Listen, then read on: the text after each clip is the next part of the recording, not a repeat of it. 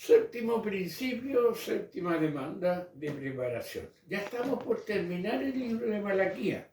Si usted mira en su Biblia, nos estaría quedando un versículo, el 6, que lo vamos a ver más adelante. Hoy día vamos a seguir con este estudio en el capítulo 4, versículo 5. Eso es lo que vamos a estar viendo. La semana pasada vimos 4.4, ahora estamos viendo el 4.5. La semana pasada hablamos de Moisés, hoy día vamos a estar hablando de Elías, ¿ya? Entonces, vamos a la palabra del Señor. Malaquías, capítulo 4, versículo 5. Dice el profeta: he aquí, yo os envío el profeta Elías antes que venga el día de Jehová grande y terrible. Fíjese bien lo que está destacado ahí, antes que. ¿Ya? Vamos a ver qué implica esto. Estamos hablando de la preparación, la demanda de la preparación. Ustedes saben que Cristo viene, pero nos están preparando. No nos estamos preparando. Y eso es lo que el Señor nos está hablando. La venida de Cristo está cerca. Pastor, la he escuchado desde que llegué al Evangelio. Bueno, lo va a seguir escuchando. La semana pasada dijimos qué teníamos que hacer si faltan 1000 años preparando. ¿Cómo nos preparamos? A través de la instrucción de la palabra, a través de no violar el pacto, a través de obedecer lo que Dios nos pide. Entonces, después que Dios puso el principio de la preparación, ahora demanda dicho principio y lo demanda por medio de algo bien interesante. Una advertencia que indica temporalidad, es decir, antes que. Está dando un tiempo. Mire, yo voy a hacer esto antes que. Y ese antes que está más cerca hoy en día que cuando se predicó el profeta Malaquías. Ahora, recordemos que la mayoría de las profecías del Antiguo Testamento se cumplieron. Entonces, hay cosas que le habló aquí al pueblo que ya están cumplidas. Entonces, no podemos tirar a un futuro. Por ejemplo, no podemos estar esperando que venga Elías. Lo vamos a ver hoy día. Algunos están esperando que aparezca el profeta Elías. ¿Ya? Si no, tiene otro sentido. Entonces, esto indica una condición de tiempo cuya intención es motivar la espera del día de Jehová grande y terrible. Ahora dijimos que era grande y terrible ¿para quién? Para el inconverso. Lamentablemente la iglesia con esto me da miedo, ¿verdad? Es bien, si el Señor te pide tal cosa, no te vas a ir y va a venir la tribulación y esto, todos los miedos, todos los jinetes del Apocalipsis se los tiran, está mal aplicado. Porque para el creyente ese día grande y terrible es un día grande y bendecido, porque se encuentra con su Señor. Entonces vamos a empezar a analizar los versículos. En su Biblia esté mirando el 4 y el 5 de Malaquías. No solamente el versículo 5, sino que vamos a nuestra Biblia, vamos al libro de Malaquías, ¿ya? Y el capítulo 4, y vamos a ver los versículos 4 y 5, porque vamos a estar hablando de los dos, porque van unidos en cuanto a lo que el Señor nos está entregando, ¿ya? En el verso 4, cuando menciona a Moisés, hay un énfasis de la preparación inmediata. Ya le está diciendo al pueblo, prepárense ya, ahora. Pero en el versículo 5 hay un énfasis a una preparación futura. El día antes que, el día grande y terrible que vendrá. ¿Ya? Inmediato, futuro. A pesar de este doble énfasis de preparación, hay una relación entre ambos énfasis, a partir que menciona dos figuras de enseñanza que son Moisés y Elías. Usted sabe que Moisés se relaciona con ley y Elías se relaciona con profecía. ¿Ya? Entonces, la preparación tiene esos dos aspectos: enmarcarnos en lo que Dios ya tiene como ley y esperar el cumplimiento del día del Señor de acuerdo a las profecías ya puestas en su palabra. Entonces, por ejemplo, este doble énfasis. Al utilizar la figura de Moisés como mi siervo, nos comunica que el Dios vivo presentado en Malaquías es el mismo que dio los 10 mandamientos y exigió su cumplimiento como una ley utilizando la función de Moisés como mediador profético en la revelación de esa ley. Si usted busca en Deuteronomio se da cuenta que ahí le dice que prácticamente Moisés fue un mediador. Yo le entregué la ley al pueblo para que tuviera un marco de desarrollo, ¿ya? ¿Qué tiene que hacer? ¿Qué no tiene que hacer? ¿Hasta dónde tiene que llegar? Y eso es algo que tenemos que tener claro, ¿ya? La función de Moisés y la función que dice el versículo 4 de la preparación. Ya, ahora, en este tiempo los 10 mandamientos están vigentes. Por lo tanto, tenemos que ver ese énfasis de Moisés, mi siervo, en la parte de ley, pero como mediador también profeta. Deuteronomio 5, del 23 al 31. ¿Podría leerlo? Sí. ¿No? Claro. Uno y uno. ¿Alcanza? Sí. Sí. Se me acaba de Sí. cerrar, ya. Ya. Empieza la hermana feliz. Ya. ¿Sentaron? Sí. Sí, se terminó. Y aconteció que cuando vosotros oísteis la voz de en medio de las tinieblas y visteis al monte que ardía en fuego, vinisteis a mí, todos los príncipes de vuestras tribus y vuestros ancianos. Deuteronomio ¿Deuteronomio? ¿Sí? 5:22. Dice, No, 5:24 ahora. El 26 y hoy.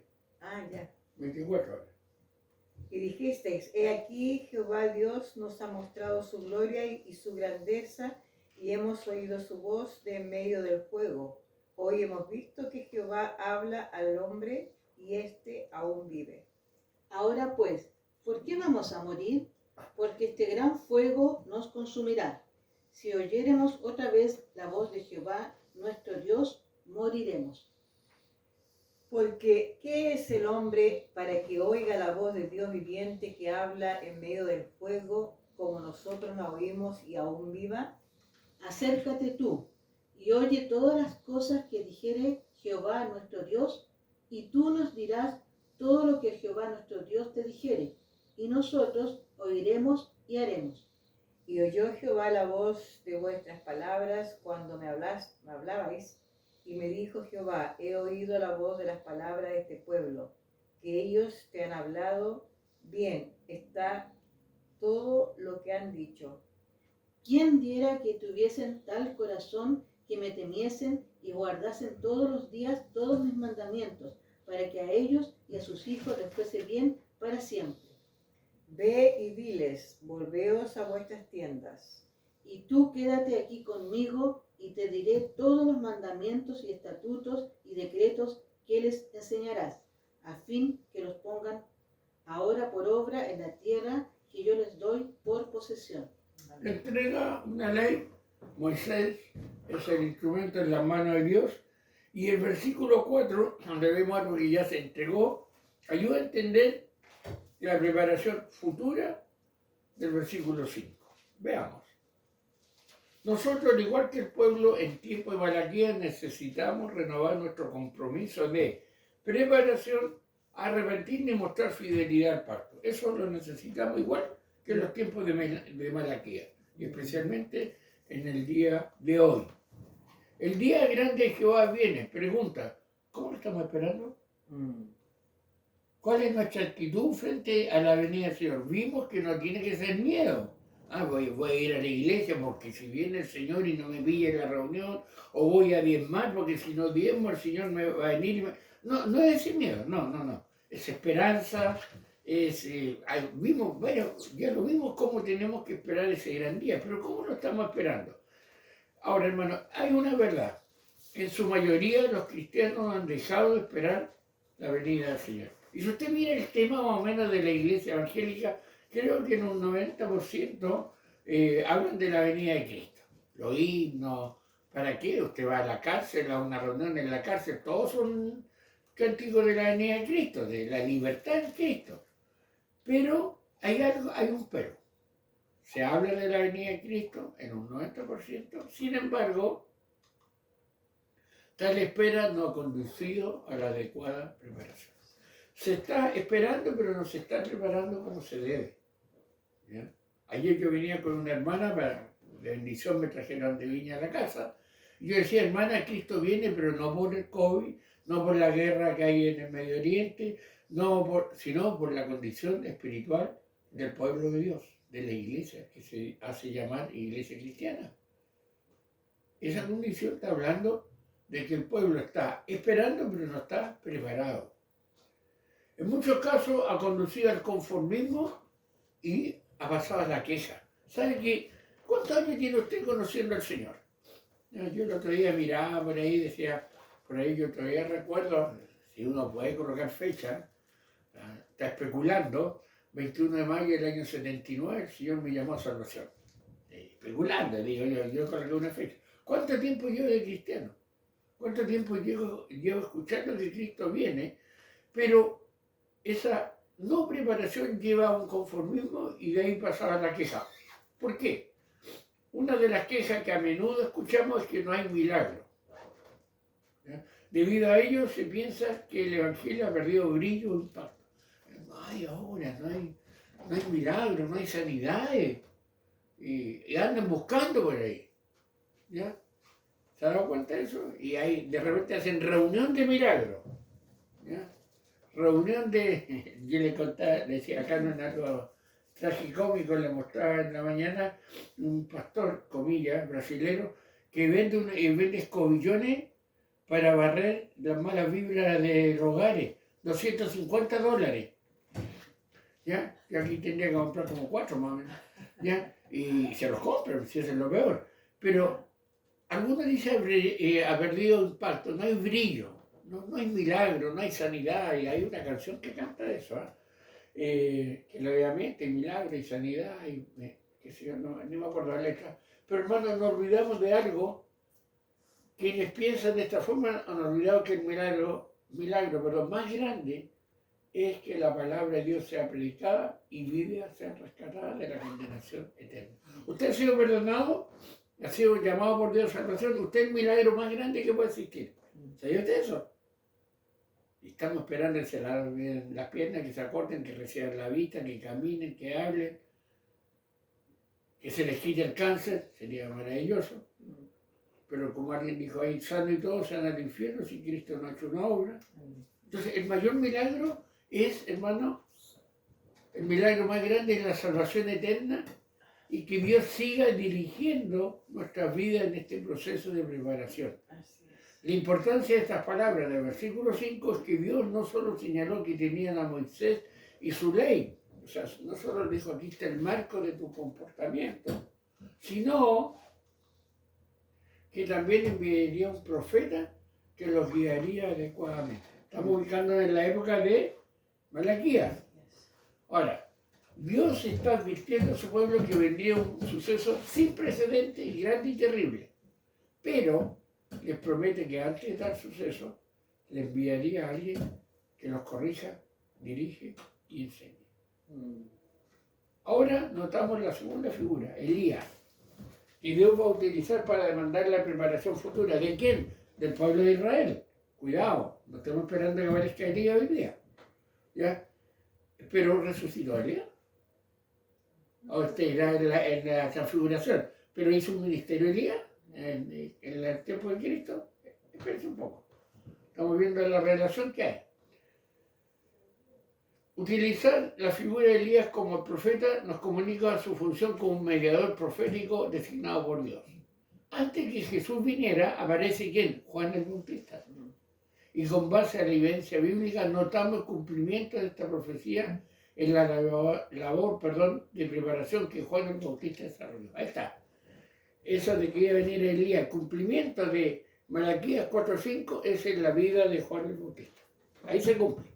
Porque ¿qué hace Juan el Bautista? ¿Prepara el camino de quién? De Jesús. ¿Ya? Por eso, para que lo esperaran. Ya, sigamos viendo la idea. La armonía bíblica del ministerio de Elías con Juan el Bautista es evidente. ¿Por qué? Aquí prepare su Biblia. Esta armonía Jesús mismo la confirmó que Juan era el Elías que había de venir. Mateo 11:14, por favor. Mateo 11:14. Lo leo. Y si queréis recibirlo, él es aquel Elías que había de venir. Le está diciendo, recuerden Malaquías, aquí está el Elías. ¿Había resucitado? No. Ahora, algo interesante. Le consultan a Juan y Juan dice que no es Elías. Leí eso, él dice, ciertamente cuando se le consulta a Juan el Bautista sobre esta profecía, él negó ser Elías. A ver, hermana Felisa, Juan 1 del 21 al 23. Por favor. Dice así. Y le preguntaron, ¿qué pues? ¿Eres tú Elías? Dijo, no soy. ¿Eres tú el profeta? Y respondió, no. Le dijeron, pues, ¿quién eres? Para que demos respuesta a los que nos enviaron. ¿Qué dices de ti mismo? Dijo, yo soy la voz de uno que clama en el desierto, enderezad el camino del Señor, como dijo el profeta Elías. Ya. Lo cual debe entenderse que los de su época creían que Elías iba a resucitar, una idea que Juan el Bautista no podía sostener. Ahora, pregunta, ¿qué hacía en la vida de Juan el Bautista el cumplimiento de Malaquías 4:5? Hay que verlo. Lo que hacía el cumplimiento de este Elías prometido es la función de verdadero profeta, pues él iría delante del Señor con el poder y el espíritu de Elías. ¿Ya? Eso es lo que está en Lucas 1:17, lo dice. Eso, así, ahí se cumple. No es que iba a resucitar a Elías, sino con el poder y el espíritu de Elías. ¿Qué dice Lucas 1:17? E irá delante de él con el espíritu y el poder de Elías, para hacer volver los corazones de los padres a los hijos y de los rebeldes a la prudencia de los justos, para preparar al Señor un pueblo bien dispuesto. Me quiero adelantar un poquito el mensaje y hacer una pregunta. ¿Debemos esperar a alguien así en esta época para que haga volver el corazón de los padres a los hijos? Cierro la pregunta. Esto que estamos viendo es una profecía de la labor de Juan el Bautista con énfasis en la preparación del camino del Señor y la conversión de Israel a fin que pudiera recibir a Cristo. Otro paréntesis pregunta, ¿resultó el ministerio de Juan el Bautista? ¿Estaban esperando a Cristo realmente cuando llegó? Por ahí decían que habían dos nomás en el templo. ¿Qué clase de preparación vemos hoy? Dejemos a Juan, dejemos a Malaquías, pero hoy, ¿qué clase de preparación? Hermano, parece que la gente se ha desviado su atención de la adecuada preparación y se ha inclinado a preparar otro asunto. ¿Ya? Cuando hablamos de gente, estamos hablando del pueblo de Dios. Sin duda alguna, los varios movimientos heréticos de nuestra época han propiciado esta conducta religiosa acomodada y desenfocada. ¿Eh? Todos estos ministerios que hoy en día, que usted lo encuentra hoy día a distancia de un clic y que lo mandan a usted a qué sé yo, a meterse ahí, a ser parte de, después lo llenan con correo y todo, están desenfocados, ¿ya? Están sacando a la iglesia de la verdadera preparación. Algunos ejemplos, damos un solo ejemplo porque no hay que darle mucho espacio. Grandes masas desean y aclaman profetas que les ¿quién? Entonces no sé que estoy mal de la vista. Quien le den o le hagan rendir su prosperidad económica y no verdaderos mensajeros que les preparen para la venida del Señor. Allá está el profeta que si lo vas a prosperar económicamente. ¿Ya? Porque es una cosa que la gente busca Dios, la prosperidad económica. Pareciera que la obra de Dios no avanza, hermano. ¿Ya? Sin embargo, puede verse en forma palpable en las personas que son guiadas a la verdad bíblica. Lo que pasa es que todos estos movimientos, y son muy grandes, está, qué sé yo, por ahí, no sé si ha llegado uno de estos falsos profetas a Chile, un argentino, ya que viene, Dante Gebel, ese hay que mencionarle, es un falso profeta, pero tiene una organización a todo dar, ¿ya? Y la gente va supuestamente a buscar prosperidad y sale más pobre de lo que entró, ¿ya? Eso hay que tener en cuenta. Pero la obra de Dios igual avanza. ¿Por qué? Es cierto que no tenemos a profeta Elías o a Juan el Bautista con nosotros hoy día, aunque muchos desearían que ellos estuvieran para ver que hay fuego del cielo y toda clase de señales y milagros. Pero aunque todo eso parece espectacular. Pregunta, ¿cuántos siguieron a estos hombres de Dios? ¿Cuántos siguieron a Elías y cuántos siguieron a Juan el Bautista? Ayúdenme. Había un club de admiradores de Elías, había un fans de Juan el Bautista. ¿Cuántos le siguieron? Ayúdenme. Responde usted. Y muchos quieren eso, que haya fuego, que haya milagro, que sanidad y esto, todo. ¿Cuántos siguieron a estos hombres de Dios? Nadie quería seguir, al contrario, querían matar, hermano. Así que cuidado. Ya, cuidado, a veces los que están siguiendo no es los ministros o los instrumentos que preparan al pueblo, al revés, lo desvían de la preparación para la venida gloriosa del Señor. Ahora, hoy tenemos a Cristo, Él es suficiente. Sin embargo, el panorama es malo. Algunos se preocupan y dicen, ¿por qué la gente no sigue a Cristo? ¿Se ha hecho esa pregunta? ¿Por qué la gente no sigue a Cristo? ¿Por qué no sigue a Cristo? Y nos damos un montón de respuestas, que la condición de la familia, que la iglesia, que mal testimonio. Pues ¿saben cuál es la respuesta a esa pregunta? Debería usted sacarle una foto y tenerla por ahí impresa. Algunos se preocupan y dicen, ¿por qué la gente no sigue a Cristo? Pues la única preocupación debería ser si nosotros le estamos sirviendo en verdad. No se preocupe que el otro no siga a Cristo, preocúpese que usted esté sirviendo a Dios en integridad y esté preparado para la venida del Señor. Eso es más importante que lo otro. Es cierto, en el aspecto de la preocupación, el aspecto de orar, de hablar, pero no tanto de marcar eso. Yo estoy siguiendo, yo estoy dando un testimonio digno de arrepentimiento.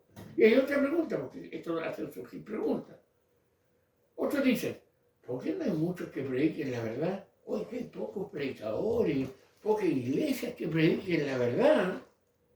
Hay pocos. Aunque es muy cierto, ante tal realidad mejor deberíamos tomar la actitud del profeta Isaías, a decirle, heme aquí, envíame a mí. Yo también recuerdo cuando estaba la moda de misiones, porque fue una moda, algunos cantaban, heme aquí, envíalo a él. Porque es re fácil mandar a otro. Es re fácil que los recursos de otros, no los míos. Pero hermano, en vez de estar diciendo, porque no hay tanto, le dice, Señor, úsame a mí, prepárame a mí, envíame a mí. Hay que responderle al Señor. ¿Eh? Como dicen algunos, son capitanes de playa. Embarca todo y se quedan en la playa. ¿Ya? Porque es re fácil animar al otro y todo, pero tú tienes la capacidad, tú tienes la oportunidad, tienes los medios. Si sabemos que existe escasez de predicadores fieles que anuncien la palabra de Dios, pues deberíamos prepararlo y hacerlo nosotros. Se acabó eso. Ya dejar de estar orando, Señor, envía, si estás tú, hermano. Señor, envía, si estás tú, está la herramienta, te pueden preparar. Y está el campo. ¿Por qué no lo está haciendo? Respóndele al Señor, no me responde a mí. Hermano, no está mal que nos preocupemos de esas dos cosas, que la gente no crea y que no hay buenos predicadores. No está mal que nos preocupemos. Pero la razón por la cual esta preocupación puede ser dañina es que nos conduce a pensar que todo está mal y solo nosotros estamos bien. Nos conduce a una actitud egocéntrica, individualista, que nada beneficia al cuerpo de Cristo en esta etapa de preparación que vivimos. Y hay dos factores que hacen eso, es el denominacionalismo y el cristianismo nominal. Hay gente que es orgullosa de su denominación, ¿ya? Y habla, mire, ¿te diste cuenta del último informe? Nuestra denominación creció tanto y la expandimos a tales países, ¿ya? Eso crea un orgullo, porque piensan que la única verdad es su denominación. O el cristianismo nominal. ¿Qué significa nominal? De nombre. Esos dos factores hacen que la persona sea egocéntrica. No, estamos la verdad, así que ellos están equivocados. ¿Ya? No es lo que Dios nos está pidiendo. No es lo que Dios nos está desafiando. ¿Ya? Porque podemos caer en egocentrismo, en un individualismo. Ahora, no por eso vamos a decirle a todos amén. tenemos que tener discernimiento en nuestros corazones. El apóstol Pablo recuerda aquellas palabras del profeta Elías, mira, Señor, lo recuerda en Romanos, a tus profetas han dado muerte, y tus altares han derribado, y solo yo he quedado y procuran matarme. Pero ¿qué les dice la divina respuesta? Me he reservado 7.000 hombres que no han doblado la rodilla delante de Baal. Dios le confirma que hay muchas más personas que le han guardado fidelidad a Él. De esto aprendemos que, aunque parezca que hay escasez de la verdad, y se levanten 430 profetas falsos preparados para Baal, siempre Dios tendrá un Elías y 7.000 genuinos creyentes que se han preparado para él. Siempre. El problema, hermano, y no el problema, es que en este aspecto hay algo que no debemos olvidar, porque fíjense bien lo que a veces nosotros decimos, está difícil, ¿no? Pocos lugares que se predican la verdad, pocos buenos profetas, pocas conversiones, ¿ya? Y algunos que empiezan a hacer como estudios así tipo, cuando la iglesia ha estado más bendecida, más conversiones, menos conversiones, empiezan a hacer como un balance de lo que es la redención. Pero hermano, hay algo que usted no debe olvidar, mire, en la historia de la redención no existen alto y bajo. ¿Sabía usted eso? Se está cumpliendo en la historia de la redención y no hay altos ni bajos. Esa es nuestra perspectiva, pues Dios ha dado una promesa y una de las más grandes esperanzas para su pueblo, a quien le ha demandado preparación. Redención no tiene alto y bajo, tiene cumplimiento solamente. Somos nosotros los que vemos alto y bajo, pero Dios está cumpliendo un propósito en todo. Ahora, ¿cuál es la promesa que ha dado el Señor en toda esta preparación? Estamos viendo que en los tiempos de Malaquías hablaba de Elías, después Juan el Bautista, pero en Jeremías 3:15 hay una promesa. Y os daré pastores según mi corazón, para que os apacienten con ciencia y con inteligencia. Os daré pastores conforme a mi corazón. No dice le voy a dar pastores que no pequen o perfectos, sino pastores conforme a mi corazón. Ahí está la promesa. No necesitamos Elías, pero sí Dios ya está entregando pastores conforme a mi corazón, líderes conforme a mi corazón. Aquí Dios promete un recurso importante y muy necesario para la preparación de sus santos, y es la provisión de pastores, hay otra equivocación, fieles a su palabra, que guían al pueblo al conocimiento de Dios. Es una necesidad, hermano. Una necesidad. Así que, aunque haya escasez de mensajeros fieles, fíjense bien, si existen personas que en verdad quieren escuchar la palabra de Dios, Él mismo le guiará hacia pastores fieles que los guíen en la verdad de Dios.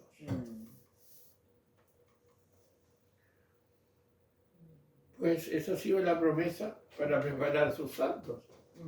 ¿Qué promesa, hermano, más alentadora? La preparación adecuada no es solo una posibilidad, sino que es una realidad prometida. Aún en el contexto más difícil de mentira y falsedad, Dios no dejará morir de sed a aquellos sedientos de encontrar la verdad y vivir conforme a Él. Ahí se cumple esta promesa, pues Dios dará pastores conforme a su corazón, para que guíen a su pueblo hacia el conocimiento y el entendimiento de Él, pues es eso en esencia la vida eterna. Juan 17:3. ¿La tiene, hermano Felisa?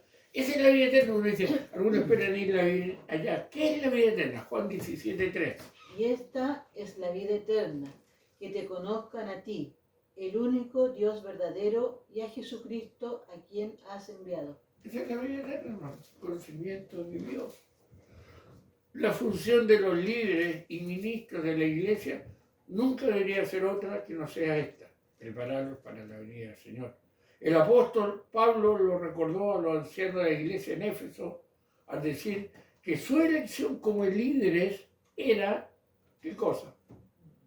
Para apacentar la iglesia del Señor, para apacentarla, para guiarla, para prepararla, para eso.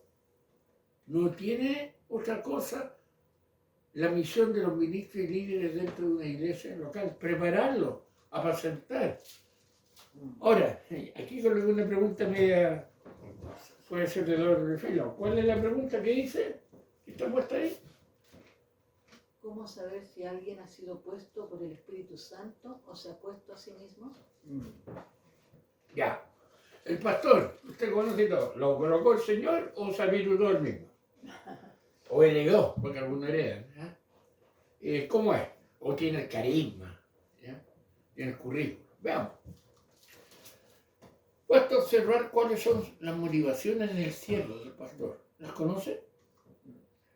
Si el deseo principal es instruir a los santos en la verdad y ellos mismos están siendo instruidos en ella, entonces son genuinos pastores.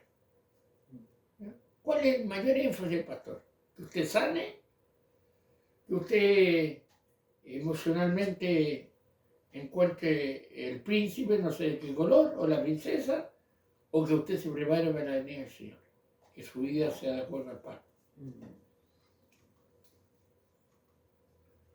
Porque el pastor que ha sido puesto por Dios sabe que a la iglesia se le ha demandado la adecuada preparación y ellos no harán otra cosa que no sea apoyar ese proceso guiando a la iglesia por el camino de la verdad. Ahí hay una señal. ¿Ya? Por eso a veces se preocupa, hermano, que el énfasis mayor de una iglesia, una denominación, no sea preparar la venida del Señor, sino sean cosas totalmente temporales.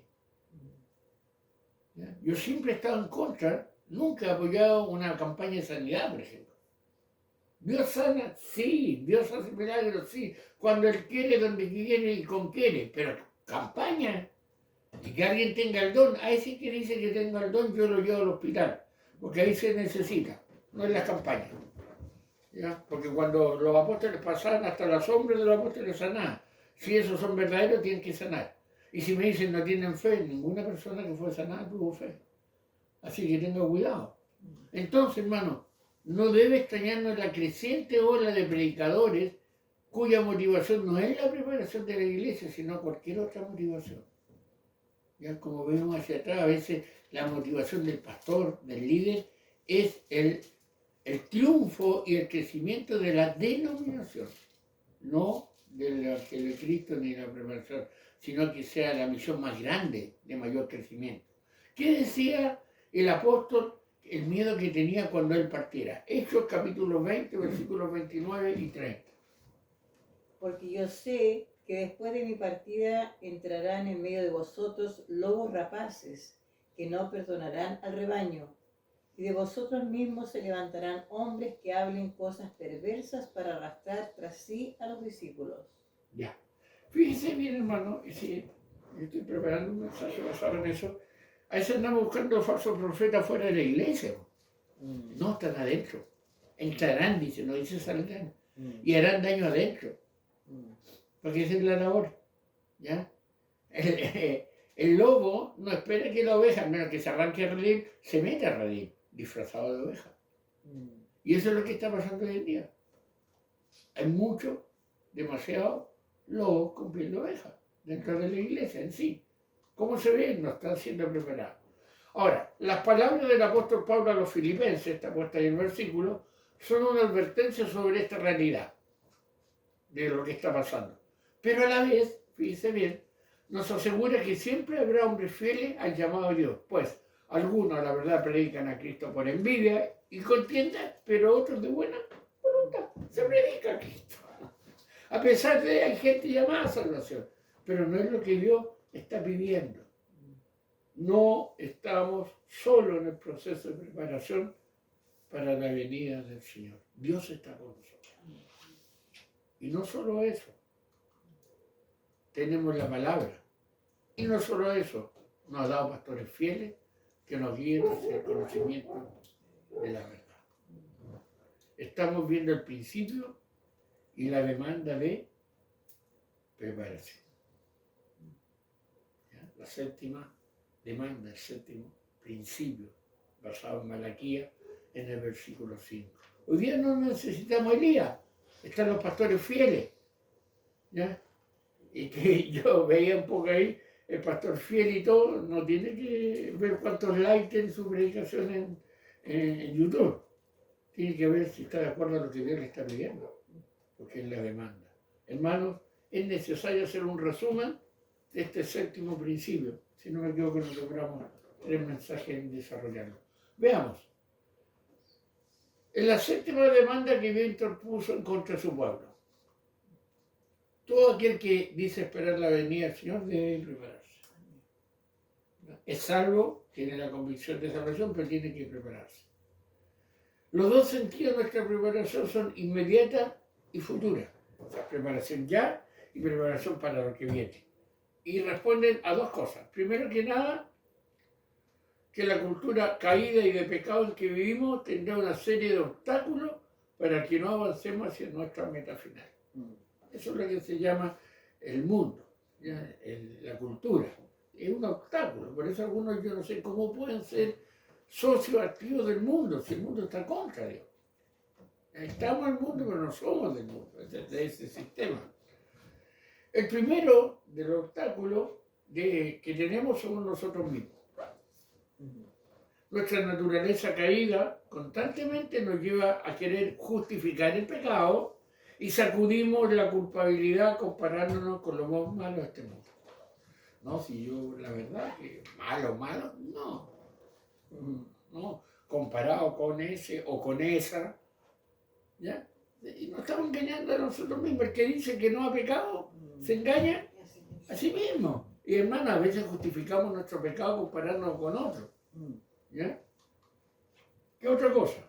Lo segundo, el mundo postmoderno amanece cada día con un menú de pecado y depravación que se vuelven una tentación para justificar la vida cristiana superficial y mediocre que muchos poseen. ¿Cómo promocionan esos menús de pecado y depravación? Matinales, telenovelas, programas. Ahora, hermanos, yo creo que todos los programas, hasta esa serie de investigación y todo, tienen su pareja de homosexual y su pareja de lesbiana. Todos. Y declarados. Y son como los héroes. ¿Se dan cuenta de lo que te están transmitiendo a la persona? Bueno, eso es nuestra lucha. Tenemos que prepararnos para la venida del Señor. Los cristianos debemos huir de la tentación que nos lleva a pensar, escuche bien, que aunque no seamos tan obedientes a Dios y su palabra, estamos mejor que cualquier otro hombre depravado, olvidando el llamado a la fidelidad pascal y a la adecuada preparación. Cuando se llega a esa, podría decir, satisfacción personal, no, si estoy bien, es peligroso. Ahora, no tampoco llega al otro extremo, que hay algunos que nunca se sienten como pecadores perdonados. Son los 2 extremos. Es reconocer que estamos en las manos del Señor. ¿Qué más? El mensaje de Malaquías no fue cómodo para su tiempo y tampoco lo sigue siendo para el nuestro. Bueno, estos mensajes en YouTube no tienen 2.500 me gusta, ni exhibiciones. No les gusta. No, está hablando de... Ya, dice Gabriel Pastor, está hablando de arrepentimiento. ¿Y qué más le voy a decir? Yo siempre he dicho, la otra vez me gustó una comparación que hizo un predicador, entre el médico, buen médico y el mal médico. El mal médico no le dice nada y le dice, sí, estamos bien, hemos superado, ¿eh? Y la persona está listo para el cajón. El buen médico dice, oiga, si usted no para, va a terminar mal. ¿A quién buscamos? Al buen médico, al que me quiere decir lo que yo quiero escuchar. Y los predicadores pasa lo mismo, ¿ya? Ahora, sin embargo, la palabra de Dios no fue dada, escuché bien, para complacer a nadie, sino para cumplir la voluntad de Dios. La Biblia no está para darte el gusto a ti, ni a mí, sino para mostrar la voluntad de Dios. ¿Cómo? Ella sigue llamando a la comunidad del pacto a vivir en fe y santidad. Sin santidad nadie verá a Dios. ¿Ya? La Biblia sigue advirtiendo los peligros de desviarse de la verdad también. Nos da ejemplo. Sigue denunciando a los que han hecho del Evangelio una mera cultura religiosa y una distracción para los fines de semana. ¿Sabe usted que muchos En vez de ir a misa, van a la iglesia evangélica. Y esa iglesia top, esa iglesia, ¿cómo se llama? ABC1, que tiene mensajes bastante suaves, música, luces especiales, todo un show para mantener bien a la persona, o hasta emoción. Entonces, pero la iglesia los denuncia. Los falsos profetas, los falsos apóstoles, los falsos ministros. La iglesia sigue culpando a los ministros que pagan cualquier costo por su éxito eclesiástico, su autocomplacencia y el crecimiento numérico, como lo he dicho en el mensaje. Hermano, hay algunos que lo único que les interesa es cuánto han crecido, no en santidad, en número. Y eso lo usan como sinónimo de bendición. Es como decir que porque tengo harto buena situación económica, estoy realmente bendecido. Lo vimos. ¿Se acuerdan que vimos que en una parte dice un salmo, antes que llegue el pan a tu boca está la maldición también? Porque eso que estás teniendo no es, tú no estás obedeciendo al Señor. Entonces, la Biblia culpa también a estos ministros. ¿Ya? No es posible que sigamos viviendo confiados, hermano.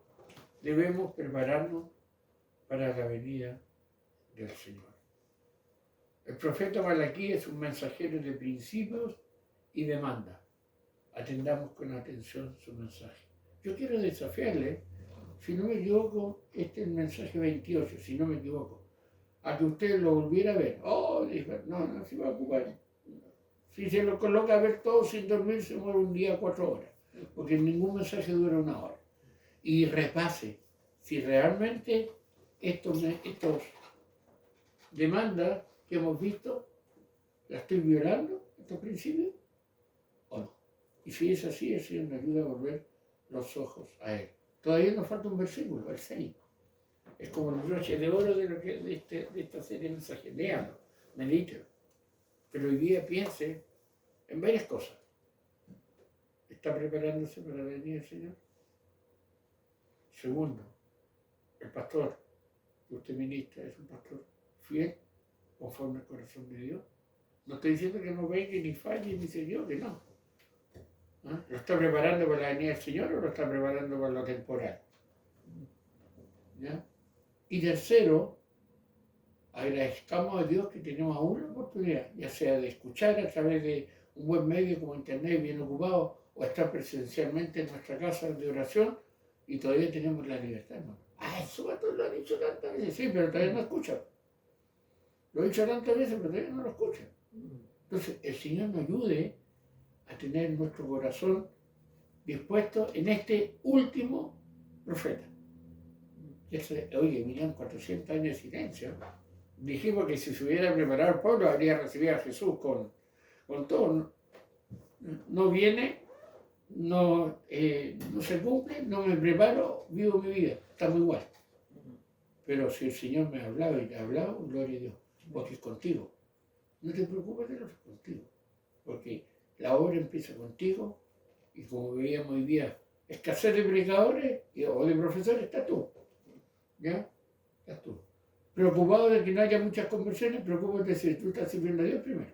Y después preocúpate del otro. El Señor nos sea ayudante. Oramos. Señor, gracias por tu palabra, gracias por el cuidado que nos entrega, Señor. Bendice y ayúdanos a lo que vimos hoy ya terminando esta serie. Señor, queremos servirte, queremos estar preparados. No estamos diciendo que queremos saber si somos salvos o no, porque tenemos por misericordia la convicción de que tú nos has llamado. Lo que queremos es estar preparados para tu venida. Señor, que este mensaje haga vida en quienes lo han escuchado hoy y quienes lo van a escuchar posteriormente. Te lo pedimos en el nombre de Jesús. Amén.